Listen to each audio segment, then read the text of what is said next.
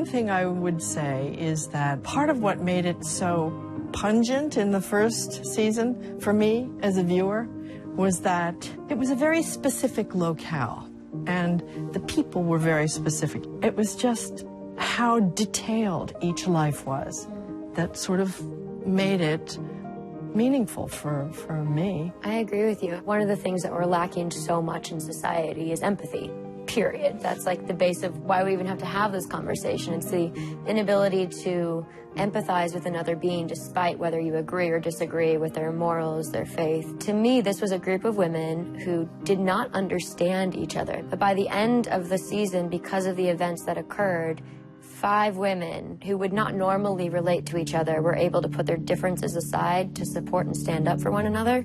And I think that's really powerful. That's the message I took away. Then it's complicated by the union is based on a lie. Some friendships are formed because they're friendships, and some are forced friendships that then become stronger friendships because of terrible trauma and have to navigate that. So it's just interesting, the complexity of that, and I like that.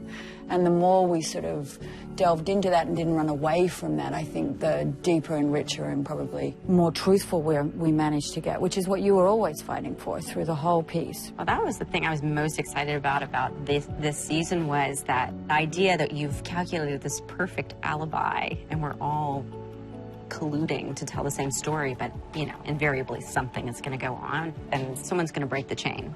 And it's sort of waiting for who is going to break the chain. It's really interesting. And the lie is the glue that holds us all together, and it's also the thing that's going to break us apart. I'm also deeply interested in how, in so much writing, and perhaps for women, there's a lack of interest in incremental growth. And there's an interest in how, by the end of this arc, this journey, we're going to become these evolved sides of self. And we're going to represent women well by our humanity or our maternal instincts. But, you know, that each of us carry the lie and the damage, and as you said, this sort of forced friendships, because we're all deeply complex and we do share our brokenness. And in any community, as you said, if you're true to that character, this Monterey community, what evolves is something that all of us have dealt with in our own lives in some manner. We're delving into topics that aren't frequently looked at from many different female perspectives. And we're all playing very different women, very complex, very dynamic. No one's good, no one's bad.